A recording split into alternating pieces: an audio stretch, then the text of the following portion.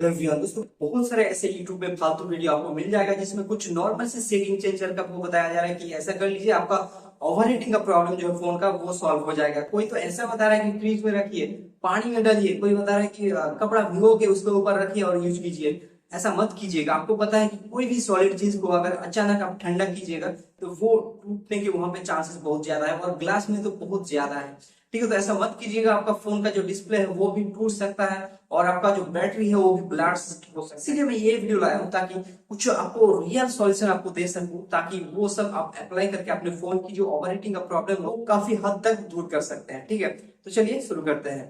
सबसे पहले एक गलती जो हम लोग करते हैं जिसकी वजह से हमारे फ़ोन में ओवरहीटिंग का इशू आ जाता है, और वो गलती है कि हम लोग चार्जिंग जो है ना ठीक से मेंटेन नहीं करते हैं। कभी कभी 0% होता है तब हम लोग चार्ज में लगाते हैं, चार्ज में लगा के फिर यूज़ करने लग जाते हैं। फिर चार्ज जब हो जाता है 100% ऊपर, तब भी फिर हम लोग उसे मतलब लगा के रख देते हैं 8 घंटा 10 घंटा तक। इसे ओवर चार्जिंग कहते हैं। तो ये जो चीज़ है ना, ये हम लोग को मेंटेन करके रखना है। अगर आपके फ़ोन में जो जब वार्निंग आ गया कि 20% से नीचे है या फिर 10% से नीचे है, तब आपको थोड़ा सा टाइम निकाल के उसमें चार्ज कर लेना है। और आप जब चार्ज में लगाते हैं तब आपको आइडिया होना चाहिए कि 1 घंटा बाद हम लोग मतलब इसे चार्ज से खोल लेंगे, ओवर चार्ज नहीं होने देंगे। ठीक है, तो उतना घने घने चार्ज भी नहीं करना है और उतना देर तक चार्ज में लगा के भी नहीं रखना है, और बैटरी को एकदम ड्रेन नहीं करना है। ठीक है, उसमें क्या होता है, बैटरी लाइफ तो खराब होता है, लेकिन जब तक आप यूज करेंगे तो उसका जो कुछ सेल जो है ना वो डिफेक्टेड हो जाता है। तब वही सेल मतलब बैटरी के अंदर वो फिर हीट करता है पूरे बैटरी को, और बैटरी धीरे धीरे खराब तो होता है लेकिन ओवर हीटिंग का इशू आप कंटिन्यूअस चलता रहता है। तो ये चीज़ से बच के रहिएगा। और एक बात है कि चार्जर जो आप यूज़ करते हैं वो ध्यान से यूज कीजिएगा। जिस टाइप का चार्जर आपके फ़ोन के साथ आया था उसी टाइप का चार्जर यूज कीजिएगा। ऐसा नहीं कह रहा हूँ कि ये जो ओरिजिनल चार्जर है वही यूज कीजिए। आप उसका वोल्टेज रेटिंग देख लीजिए, कितना वोल्टेज है, कितना एम्पियर है। ठीक है, तो वो सब देख के आप चार्ज कीजिएगा। तो दूसरे का भी चार्जर है तब भी वो थोड़ा देख के लीजिएगा, और अगर गलत चार्जर है तो उतना मत यूज कीजिएगा। अब कभी हम लोग फंस जाते हैं तो चार्ज करना पड़ता है, लेकिन उतना मतलब फ्रीक्वेंटली मत यूज कीजिएगा। ठीक है, तो ये सब चीज़ अगर मेंटेन करेंगे तो आसानी से आपका बैटरी लाइफ तो बढ़ेगा ही, और आपका जो फ़ोन है वो हीट नहीं होगा। उसके बाद यहाँ पे और एक सिंपल सा चीज़ मैं आपको करने के लिए बोलूँगा। आप अपने फ़ोन के सेटिंग पे जाइए। सेटिंग पे जाने के बाद यहाँ पे इजीली आ जाएगा, आप सर्च कीजिए बैटरी। तो यहाँ पे बैटरी का ऑप्शन आ जाएगा, बैटरी सेटिंग। तो यहाँ पे बैटरी पे जाइएगा, तो यहाँ पे आपको बहुत कुछ दिखेगा, बैटरी का स्टेटस वगैरह। ठीक है, तो यहाँ पे ये ऑप्शन जो है आपको इजीली बहुत कुछ फिक्स कर देता है। यहाँ पे जाइएगा और जो जो यहाँ पे रिफर किया जाता है ये सब चीज़ आप कर सकते हैं। करने के बाद जो है ना, थोड़ा नीचे आइएगा, यहाँ पे रैंकिंग के हिसाब से दिखाएगा पूरा जो एप्लीकेशन है आपके फ़ोन में, वो कौन सा एप्लीकेशन कितना परसेंटेज चार्ज जो है वो कंज्यूम किया है, वो आपको यहाँ पे दिखाएगा। जो कैमरा है, ये मेरा क्रोम, यूट्यूब, काइनमास्टर, ये सब मैं यूज़ करता हूँ। लेकिन कभी कभी ऐसा होता है ना, कुछ एप्लीकेशन आप यूज़ नहीं कर, आपका काम का नहीं है, फिर भी आपके फ़ोन में होने की वजह से वो बैकग्राउंड में काम करता है।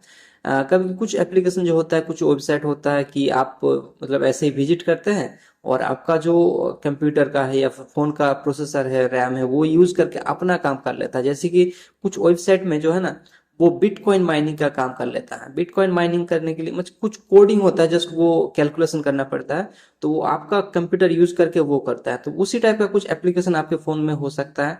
तो अगर कुछ सस्पेशियस एप्लीकेशन यहाँ पे है तो वो आप यहाँ से अनस्टॉल कर लीजिए।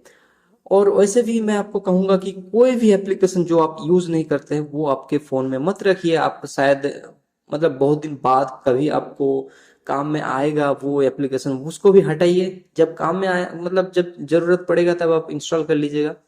ठीक है, तो वैसे कीजिए। कुछ जो भी एप्लीकेशन आप थ्रोली यहाँ से आप थोड़ा देखिए आपके फ़ोन में जितने भी एप्लीकेशन है सब कुछ यहाँ पे चेक कीजिए। एक बार चेक करने के बाद जो भी एप्लीकेशन है वो अनस्टॉल कर लीजिए। बट कुछ एप्लीकेशन ऐसे भी होते हैं जो आप अनस्टॉल नहीं कर पाते हैं, जो प्री इंस्टॉल्ड होते हैं, फ़ोन के साथ ही आता है। ठीक है, तो उसे आप नॉर्मली अनस्टॉल तो नहीं कर सकते हैं, लेकिन अपना जो लैपटॉप होता है, विंडोज़ लैपटॉप या फिर डेस्कटॉप, उसे यूज़ करके आपका फोन कंप्यूटर के साथ कनेक्ट करके, लैपटॉप के साथ कनेक्ट करके जितना भी एप्लीकेशन है, कोई भी एप्लीकेशन जो है वो आप डिलीट कर सकते हैं। आप गूगल प्ले स्टोर डिलीट कर सकते हैं, यूट्यूब डिलीट कर सकते हैं, गूगल क्रोम डिलीट कर सकते हैं।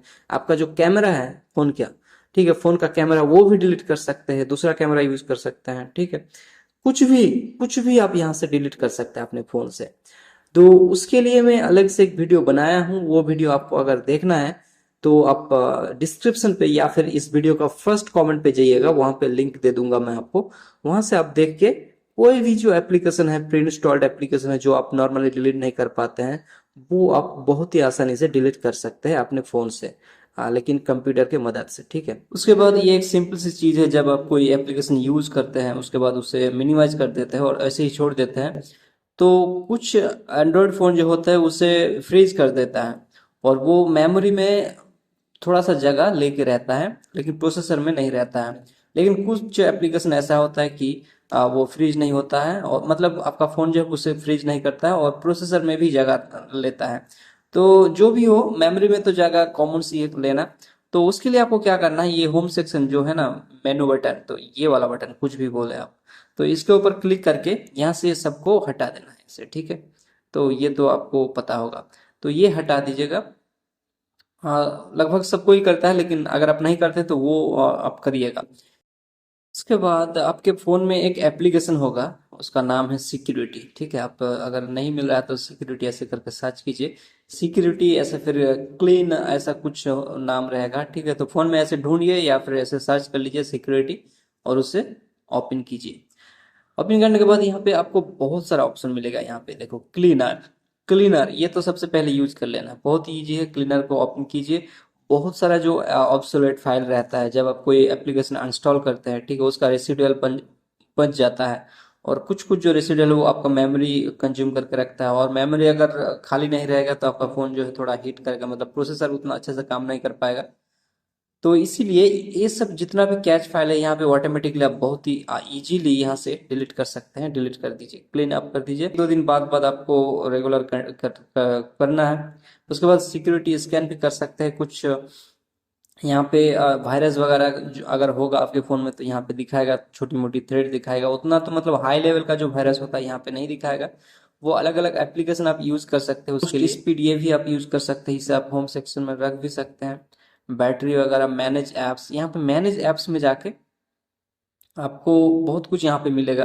कुछ एप्लीकेशन है यहाँ से आप डिलीट अनइंस्टॉल कर सकते हैं। तो ये सब चीज़ें आपको करना है। यहाँ पे ऑप्टिमाइज में जाके आप बहुत ही आसानी से, मतलब वन टैप में सब कुछ हो जाएगा, तो वो आपको सब कुछ करके दे देगा,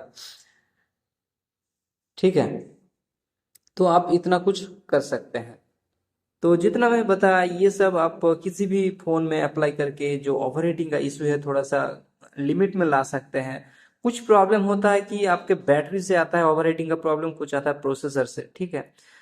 तो वो मैं एक एडवांस वीडियो बना के सब अलग अलग फ़ोन के लिए अलग अलग तरीका जो होता है उसको कंट्रोल करने के लिए वो मैं आपको बताऊंगा, ठीक है। तो आज के लिए यहीं पे समाप्त